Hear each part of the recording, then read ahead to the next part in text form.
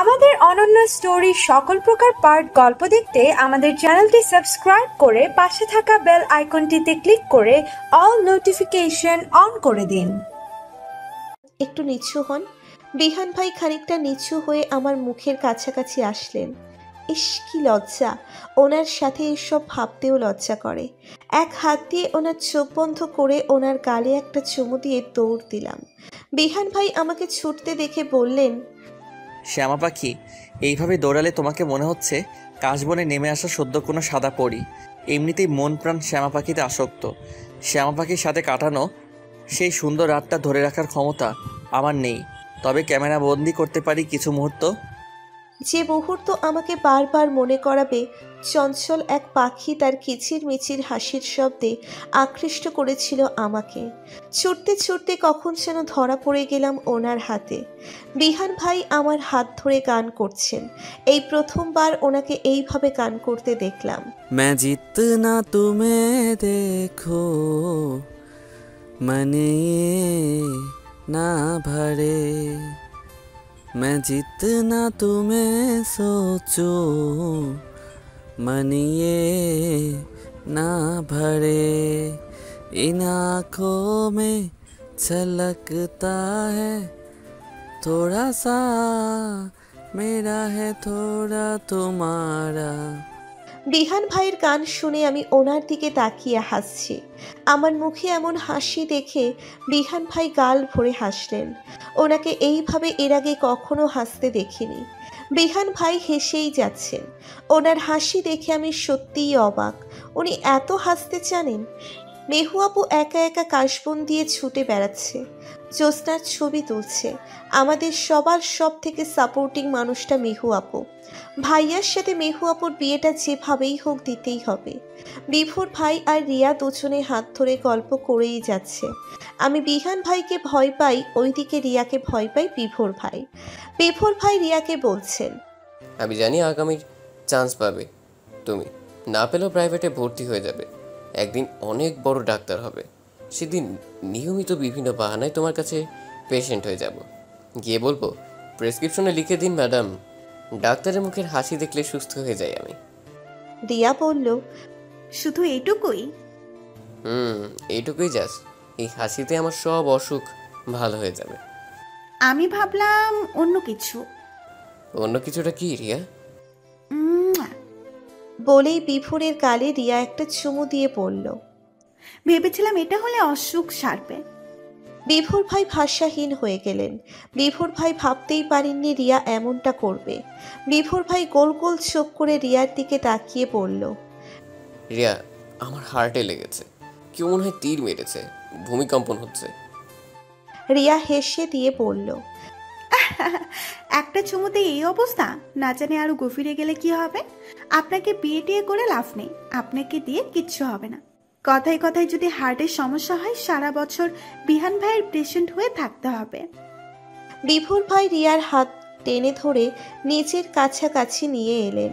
রিয়ার উষ্ণ নিঃশ্বাস বিভোর ভাইয়ের চোখে মুখে পড়ছে। বিভোর ভাই এক হাত দিয়ে রিয়ার কোমর চড়িয়ে ধরে আর এক হাতের আঙ্গুল দিয়ে চোখে মুখে স্লাইড করতে করতে বললেন, আমাকে এমন মনে হয় আমি কত বেশি রোমান্টিক দেখতে চাও? আমার থেকে বেশি রোম্যান্স কেউ করতে পারবে না, বুঝলে রিয়া রানী। সমস্যা তোমার সামনে আসলে আমি বোকা হয়ে যাই, শুধু তোমাকে দেখি, অন্য কোনো দিকে হুঁশ থাকে না। রিয়ার সব লজ্জা যেন নাকের ডগায় গিয়ে ভিড় জমিয়েছে। রিয়া বলল, থাক, হয়েছে, আর দেখতে চাই না। বুঝেছি আপনি একজন রোমান্টিক পুরুষ, এবার ছাড়ুন। ছাড়তে পারি, আগে বলো ডাক্তার হলে কি আমায় ভুলে যাবে রিয়া?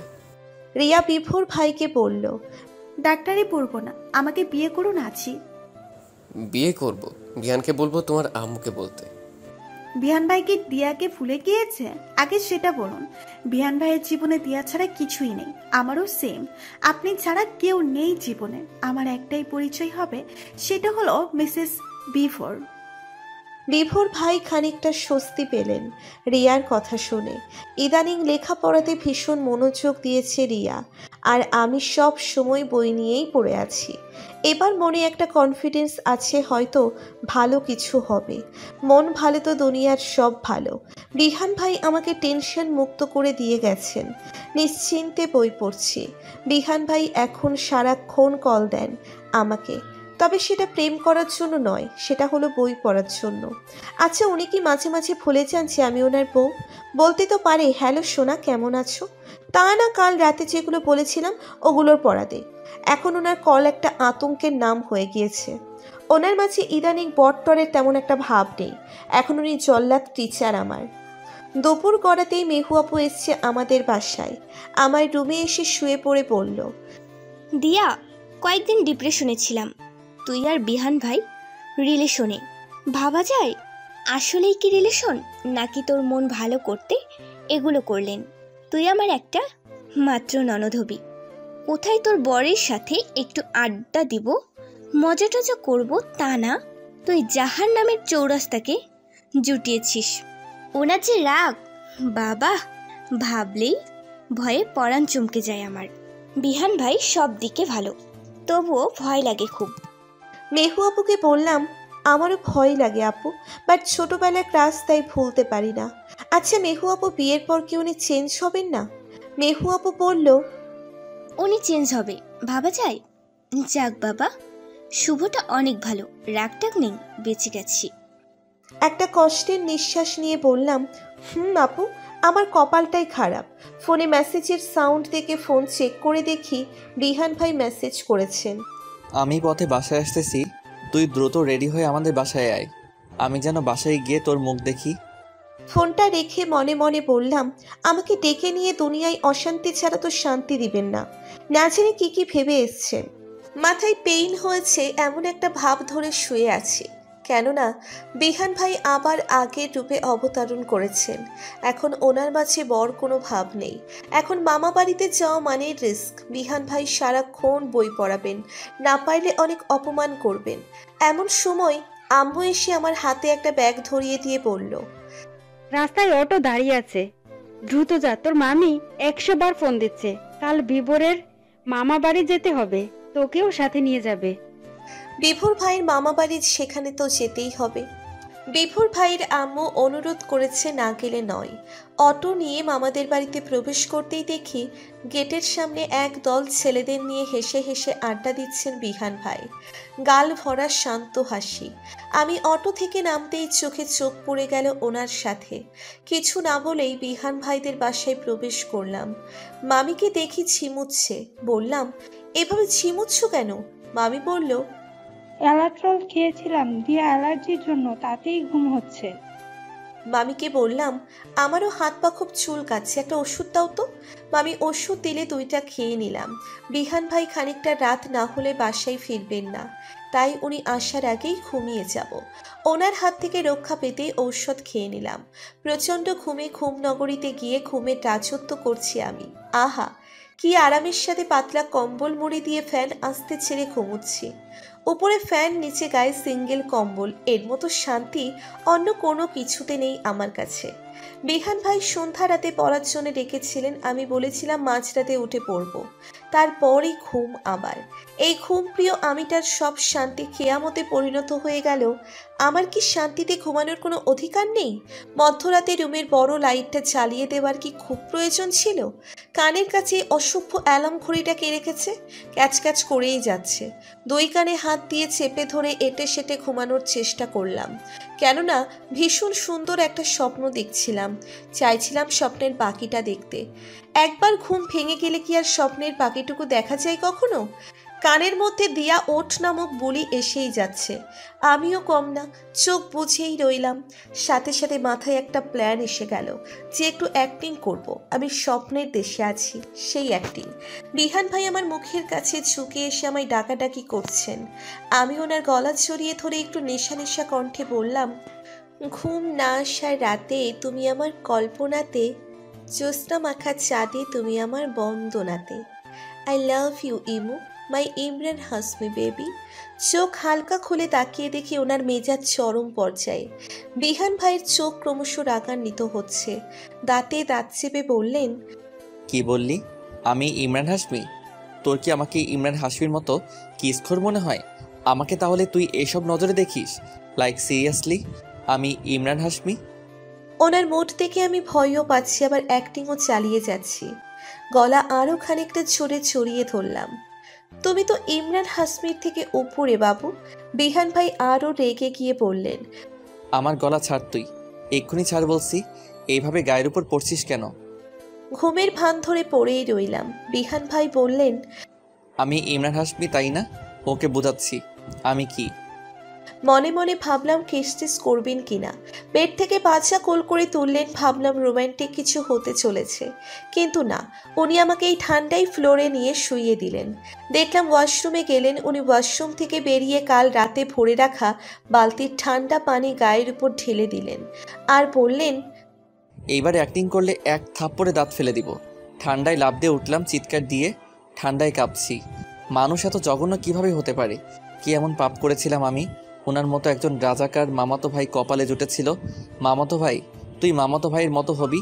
তুই প্রয়োজনে ফুফাতো বোনকে পটাবি, তার সাথে রোমান্স করবি, সারাক্ষণ প্রেমের সংলাপ বলবি। তা না করে তুই কেন সারাদিন থাপ্পড় মেরে দাঁত ফেলে দিতে চাইবি? কথাই বলবি এত বই পড়ে কি হবে? ঠিকই তো, আমার ঘরে ছাই খুলতে হবে। তা না করে বলিস লেখাপড়া শেষ না হলে এই বিয়ের কথা কাউকে বলবো না। কোন পাপে বিয়ে করেছিলাম ওনাকে? আমার কি মনে কিছুই চাই না? এই যে শীতপ্রিয় রাতে কোথায় ওনার পাশে ঘুরাবো, তা না ওনার কাছে গেলে ছিটকে খানিকটা দূরে গিয়ে বলেন, কি সমস্যা, এত গায়ের উপর পড়ছিস কেন? ওনার কি বড় হওয়ার কোনো অধিকার আছে? দিয়া, এই করলার সাথে বাকি জীবন কিভাবে কাটাবি? আবার আমাদের মাঝে একটু দূরত্ব এলেই উনি আশ্চর্যজনকভাবে সারপ্রাইজ দিয়ে দেন। এই সাংঘাতিক ভয়ঙ্কর বিশ্রী বাজে মানুষটাকে চেনা সহজ নয়। আমাকে ঠান্ডায় কাঁপতে দেখে বললেন, কি ঘুম গিয়েছে নাকি? আরেক বালতি দিব? তাতেও ঘুম না গেলে নদীতে নিয়ে যাব, শাপলার মতো ভিজিয়ে রাখবো তোকে। কাঁপতে কাঁপতে বললাম, মানুষ ঘুম ভাঙানোর জন্য চোখে মুখে পানির ছেটা দেয়, আর আপনি? উনি বললেন, সেটা ঘুমন্ত মানুষের জন্য, নট জাগ্রত মানুষের জন্য। সময় নষ্ট করা আমি একটু পছন্দ করি না। তোর জন্য আমি ঘুমোইনি আজ। তোকে 1 ঘন্টা ধরে ডাকাডাকি করছি আমি, আর তুই ইচ্ছে করে নাটক করছিস। আমি কি আপনাকে ঘুমাতে নিষেধ করেছি? উনি বললেন, তোর বুদ্ধিমতো চললে আমার বউয়ের ফিউচার অন্ধকার। আমি জেগে না থাকলে তোকে উঠাতাম কিভাবে? এক্ষুনি চেঞ্জ করে নে, আমি তোর পড়া রেডি করছি। ঘুম ঘুম চোখে ওয়াশরুমের দরজা খুলে চেঞ্জ করে নিলাম। টেবিলের সাইডে পরপর 2টা চেয়ার, একটাতে বিহান ভাই বসে আছেন, অপরটা যে আমার জন্য বরাদ্দ সেটা দেখেই বোঝা যাচ্ছে। ওনার পাশে চেয়ার টেনে গিয়ে বসলাম। বিহান ভাই পূর্ণ মনোযোগ দিয়ে হায়ার ম্যাথের দিকে তাকিয়ে আছেন। এই নতুন বইয়ের আমদানি কোথা থেকে করলেন? এতদিন যত প্রকার বই আছে তার সব করিয়েছেন, সাথে রিভিশনও করিয়েছেন। চোখ বড় বড় করে তাকিয়ে বললাম, আবার ম্যাথ? উনি আমার দিকে ভ্রু কুচকে তাকিয়ে বললেন, তো? তুই তো গাধারাম, ম্যাথে যে পরিমাণ রসগোল্লা পাস তাতে মিষ্টি কেনার কোনো প্রয়োজন নেই। একটু অপমান বোধ হলো আমার। বললাম, দেখুন আমি এখন সব ম্যাথই পারি কম বেশি। কত পারিস এই বই দেখলেই বোঝা যাবে। উনি কিছু ম্যাথে কালি দিয়ে দাগ দিয়ে বললেন, এগুলো কর। চিন্তিত আমি, ভীষণভাবে চিন্তিত। এই মধ্যরাতে আমার মন সায় দিচ্ছে না লেখাপড়া করতে। সেই ক্লাস 9-এ চতুর্থ সাবজেক্ট হিসেবে নিয়েছিলাম কৃষি শিক্ষা, কারণ হায়ার ম্যাথ আমার মনে সায় দিচ্ছে না। কৃষি শিক্ষা সাবজেক্ট নেওয়ার পর নিশ্চিন্ত হয়েছিলাম, কিন্তু হঠাৎ দেখি স্যার আমাকে হায়ার ম্যাথ ক্লাসে ডাকছেন। স্যারের দিকে তাকিয়ে বললাম, স্যার আমার তো এই সাবজেক্ট না। স্যার বললেন, বিহান, তোমার সাবজেক্ট চেঞ্জ করে দিয়ে গেছে। বিহান ভাই সব সময় আমার শান্তি নষ্ট করতে উঠে পড়ে লেগে থাকেন। কলম গালি দিয়ে চিবুচ্ছি আর ম্যাথ নিয়ে ভাবছি কিভাবে করব। এমন সময় কলমের হুক ছুটে গেল, সাথে সাথে কালিতে হাত লেগে মুখ ভরে গেল। হঠাৎ কি করব বুঝতে না পেরে কলম ছুঁড়ে মারলাম বাইরে। বিহান ভাইয়ের সাদা টি শার্টের গায়ে গিয়ে লাগলো। বিহান ভাইয়ের বুকে গিয়ে লাগতেই কালিতে লেপ্টে গেল। বিহান ভাই ভীষণ রাগী মুডে তাকিয়ে বললেন, এটা কি করলি স্টুপিড কোথাকার? তুই কি বাচ্চা এখনো কলম এগুলো করিস? উনি ভীষণ বিরক্ত হয়ে বললেন, একটু পরে সকাল হবে, আমি শাওয়ার নিতে যাচ্ছি, এসে যেন দেখি সব করা হয়ে গিয়েছে। কয়েক মিনিট পরে ফিরে এসে বললেন, দেখি কি কি করেছিস দেখা। ওনার খালি গায়ে পানির বর্ষণ, আহা কি হ্যান্ডসাম লুকিং ওনার। অল্প বয়সে কাছে বৈশা আমায় প্রেম শিখিয়েছ, পেরিতের পান মাইরা আমার বোনটা কেড়ে নিয়েছ। আমার খাতায় এমন কিছু লেখা দেখে ওনার চোখ কপালে। উনি তো এসব গান শোনেনি না জীবনে। খাতা টেবিলে জোরে বাড়ি মেরে বললেন, এটা কি লিখেছিস? আমি কি লিখতে দিয়েছিলাম? আর এটা কি? দেখুন, আমাকে মারুন কাটুন যা ইচ্ছে করুন, আমার মনের কথা লিখে দিয়েছি। প্রেম কি আমি তোকে শিখিয়েছি না তুই আমাকে শিখিয়েছিস? আপনি আমাকে শিখিয়েছেন, না হলে এত অল্প বয়সে আমি প্রেমে পড়তাম না। তাও আবার আপনার মতো একটা করলার প্রেমে তো মোটেও না। আপনি একটা করলা, বুঝেছেন? আপনি ছোটবেলা থেকেই আমার চোখের সামনে দিয়ে ঘুরঘুর না করলে কি আমি প্রেম শিখতাম? কে প্রেম শিখিয়েছে সেটা পরে বলছি। তোর মাথায় এটা কি পেঁচানো? আমার ফেভারিট শার্ট দিয়ে চুল মুছতেছিস? হাউ ডিয়ার ইউ দিয়া, তোর ওই তেল চিপচিপে মাথায় আমার শার্ট। ওনার দিকে তাকিয়ে বললাম, রোজ শ্যাম্পু করি, বুঝেছেন? তেল ফেল লাগাই না। উনি ক্ষিপ্ত নয়নে তাকিয়ে আছেন। আবার বিপদে পড়লাম। এটা ওনার শার্ট, খেয়ালই ছিল না। এখন কি বলি ভেবে চিনতে বললাম, আমার পরেরটা আমি নিব, আপনার কি? চুল মুছবো না ঘর মুছবো আমার ব্যাপার। আমার কথা শুনে আমার ওড়না টেনে নিয়ে ওনার মাথা মোছা শুরু করলেন আর বললেন, ওকে, আমারও বউয়ের ওড়না, যা ইচ্ছা করবো। এক্সকিউজ মি, আপনি আমার ওড়না দিয়ে আপনার ওই জেল ফেল লাগানো চুল মুছতেছেন? আমার ওড়না ছাড়ুন, ছাড়ুন বলছি। কথাটা বলেই ওনার দিকে বিরক্তি নিয়ে তাকালাম। উনি আমার মুখের উপর ঝুঁকে এসে বললেন, what is your problem Mrs বিহান? বউ আমার, ওড়না আমার বউয়ের, আপনি এত রিয়াক্ট করছেন কেন? আমি তো আপনাকে কিছু করছি না। উনি নিচের ঠোঁট কামড়ে ধরে দুষ্টু হাসি দিতে দিতে বললেন, খুব বেশি রিয়াক্ট দেখালে গায়ের জামা খুলে মুছতে শুরু করব। ওনার কথা শুনে নিচের দিকে তাকালাম।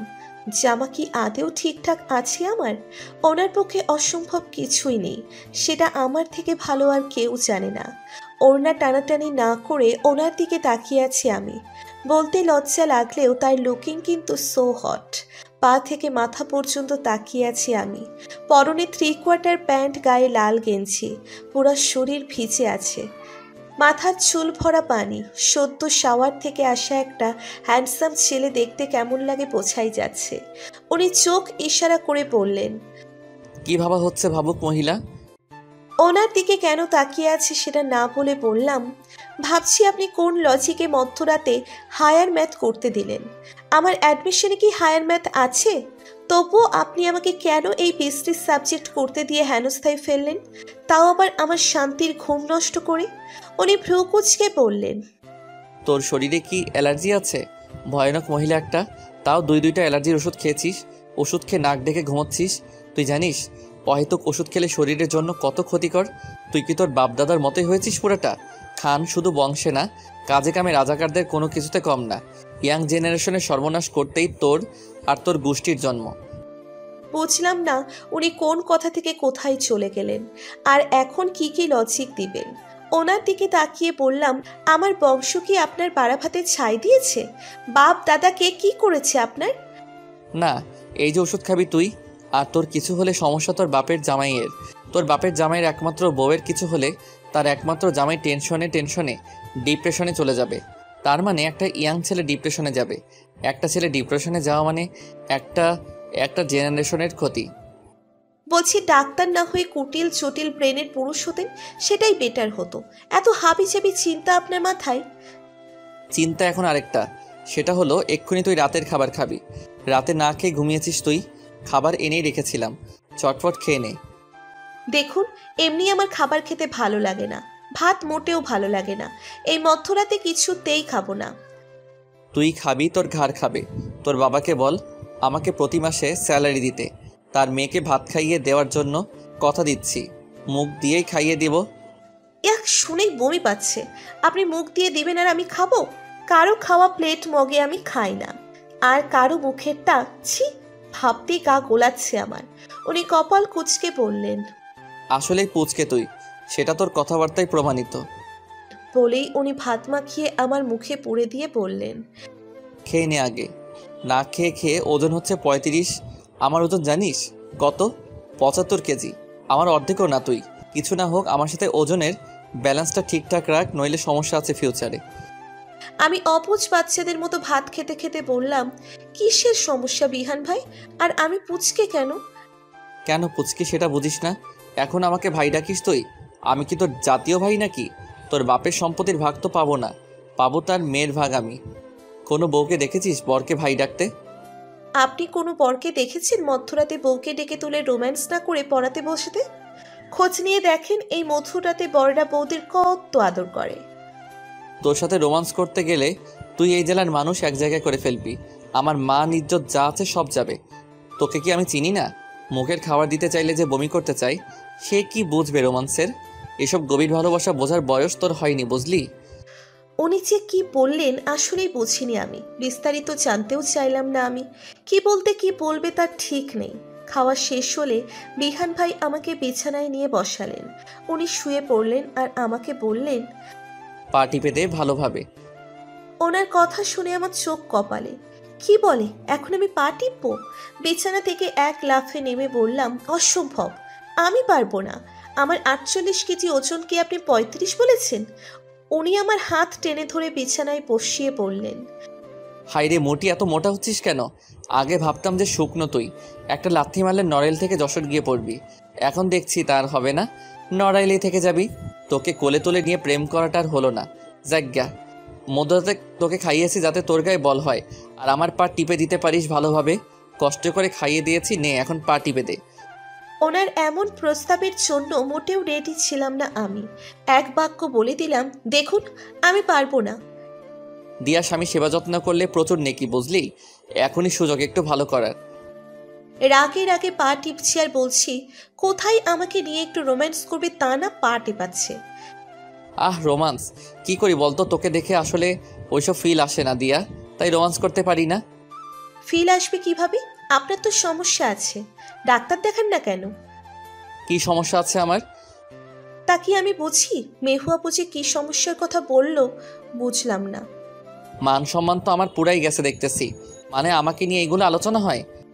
ইয়ে বিহান ভাই, মেহু আপু কিসের কথা বলেছে? তোর ছোট মাথায় এসব ঢুকবে না। তুই পা টেপ মন দিয়ে। কালই তোর বাবাকে গিয়ে বলবো, শ্বশুরমশাই আমার বউকে আমার হাতে তুলে দিন। মানে? বাংলা ভাষায় বলেছি। ভুলেও না, বাবার এমনি মেজাজ খারাপ। আম্মু ভাইয়া আর মেহু আপুর বিয়ের কথা বলেছিল, শুনেই বাবা আপত্তি করেছে। সে নিজেদের মাঝে আত্মীয়তা করবে না, নিজেদের মাঝে বিয়ে দিলে নাকি সম্পর্ক ভালো থাকে না। বাবা চান না তার কোনো আত্মীয়ের সাথে কোনো ঝামেলা হোক, তাই সে এই বিয়ে চাইছে না। এখন আপনি কিছু বললে আরও ঝামেলা হয়ে যাবে, বুঝেছেন? তোর বাবার সমস্যা কি? দুজন ভালোবাসার মানুষকে আলাদা করতে উঠে পড়ে লেগেছে। তার মানে আমাদের সময়ও এমন করবেন, তাই তো? ভিলেন রাজীব মেনে না নিলে আমাদের বিয়ে হবে না। এ নেহি চালতা, হামারা রিস্তা কাভি নেহি টুট গায়া। বাবাকে রাজীব বলছেন? তাহলে আপনি মিশা সওদাগর। হ্যাঁ, আর তুই হলি নায়িকা নাসরিন। ভালোভাবে পাটি বেঁধে আমি ঘুমালাম। পরের দিন সকালে ঘুম ভাঙতেই দেখি আমি বিহান ভাইয়ের কোলবালিশ জড়িয়ে ধরে ঘুমিয়ে আছি, আর উনি রুমে নেই। ঘুম ভাঙতেই অবাক আমি। ঘড়ির দিকে তাকিয়ে দেখি সকাল 8:30 বাজে। আড়ামোড়া দিয়ে বেড থেকে উঠে ব্যালকনিতে গেলাম। বিহান ভাইকে দেখা যাচ্ছে গেটের বাইরে। বিহান ভাই, বিভোর ভাই আর কয়েকটা ছেলে আড্ডা দিচ্ছে চায়ের দোকানে। সবার মাঝে ওই একটাই মুখের দিকে আমার বারবার তাকিয়ে থাকতে ইচ্ছে করছে। ওনার দিকে তাকিয়ে তাকিয়ে দেখছি আর ব্রাশ করছি আমি। কিছুক্ষণ পরে বিভোর ভাইয়ের আম্মু এসে বললেন, দিয়া দ্রুত রেডি হয়ে নে, রোদ ওঠার আগেই বেরোবো। রেডি হয়ে বেরিয়ে পড়লাম ছোট মামির সাথে। সাথে বিহান ভাই আর বিভোর ভাইও আছেন। আমার মুড অফ, বিহান ভাইয়ের সাথে কথা বলছি না। বিহান ভাই জিনিসটা খেয়াল করেছেন যে ওনার সাথে কথা বলছি না। মামি আর বিভোর ভাই মিষ্টি কিনতে গেলে অটোর মাঝে আমি আর বিহান ভাই একা রইলাম। বিহান ভাই বলছেন, কাল রাতে কেউ একজন আমার পায়ের উপর ঘুমিয়ে পড়েছিল। তার গরম নিঃশ্বাস পায়ের উপর পড়তেই আমার ঘুম ভেঙে গেল। তাকিয়ে দেখি ঘুমন্ত পরই ঘুমোচ্ছে।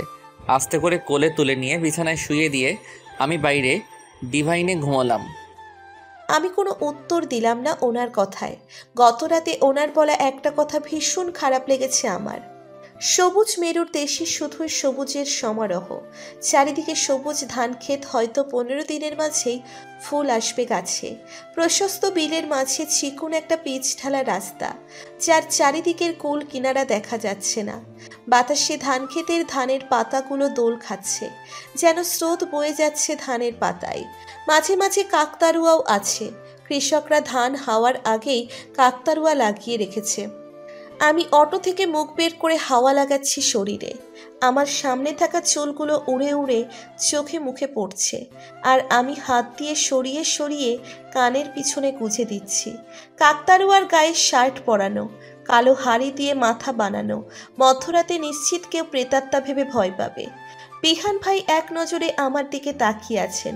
ওনার চোখের মণিতে আমার চোখে মুখে উড়ে আসা চুলগুলো স্পষ্ট দেখা যাচ্ছে। বিভোর ভাই বিহান ভাইকে বললেন, বিহান দেখ, জায়গাটা সত্যি সুন্দর না? বাবা কিন্তু দেখে শুনে একটা জব্বর শ্বশুর বাড়ি বানিয়েছেন। এই এলাকায় বিয়ে না করলে এত সুন্দর জায়গা ফ্রিতে দেখতে পেতাম না। বিহান ভাই অন্যমনস্কভাবে উত্তর দিলেন, হ্যাঁ দেখছি তো, নজরকাড়া প্রকৃতি। প্রকৃতির এমন সুন্দর রূপ আগে দেখিনি। বলেই নিচের ঠোঁট কামড়ে ধরে হালকা হাসি দিলেন। আমি ওনার দিকে তাকাতেই চোখে চোখ পড়ে গেল দুজনের। অটোতে সামনাসামনি বসে আছি দুজনে। দুজনের চোখ দুজনের দিকে রয়েছে একভাবে। দুজনের চোখের তারাই দুজনকে দেখা যাচ্ছে। কয়েক সেকেন্ড ওনার চোখের দিকে তাকিয়ে থাকতেই লজ্জারা চারিদিক থেকে ঘিরে ধরলো আমাকে। ইস, এইভাবে কারো চোখের দিকে কি তাকিয়ে থাকা যায়? লজ্জার সম্পূর্ণ আবেশ চোখে মুখে লেগে আছে আমার। ওনার চোখে মুখে হাসি খেলা করছে। ওনার কোনো ভাবগতি নেই চোখ মুখে, তাকিয়েই আছেন একভাবে। উনি মনে হয় অনেকক্ষণ পর চোখের পলক একবার ফেললেন। লজ্জা মাখা হাসি আমার ঠোঁটের কোণে জড়ো হয়েছে। আমি আবার চোখ ফিরিয়ে প্রকৃতির দিকে তাকিয়ে তাদের মুগ্ধতা উপভোগ করছি। আর চোখে ওনার দিকে তাকিয়ে দেখি উনি আমার দিকে তাকিয়েই আছেন। সাদা ফিটিং প্যান্ট, পরনে খয়েরি পাঞ্জাবি, পাঞ্জাবির হাতা গোটানো, হাতে কালো ফিতার ঘড়ি, পায়ে আর জুতা নেই ওনার, 2 ফিতার চটি। চুলগুলো উঠছে উন্মুক্ত বাতাসে। এত সিম্পল পোশাকে সিম্পল একটা চটিতে একটা ছেলেকে এত সুন্দর লাগতে পারে তা ওনাকে না দেখলে বুঝতাম না। ওনার পায়ের দিকে তাকিয়ে আছি আমি। ওনার পায়ের নখ দেখে যে কোনো মেয়েই ক্রাশ খাবে। একদমই সাদা আর পরিপাটি। হাত পায়ের নখগুলো কখনো বড় হতে দেখিনি আমি। এই পরিপাটি ভাবেই দেখে আসছি ছোটবেলা থেকে। এলোমেলো বাতাসে পায়ের জর্জেট ওড়না উড়ে খানিকটা সরে গিয়েছে। বেখেয়ালে সে হুঁশই নেই আমার। ফোনে টুম করে মেসেজের সাউন্ড শুনে তাকিয়ে দেখি বিহান ভাইয়ের মেসেজ। বিহান ভাই নিচু হয়ে বসে ফোন চাপছেন পূর্ণ মনোযোগ দিয়ে। মনে হয় ফোনের দিকেই তার মনোযোগ। ফোনের মেসেজ দেখে ভালো লাগা আরো বহুগুণ বেড়ে গেল আমার।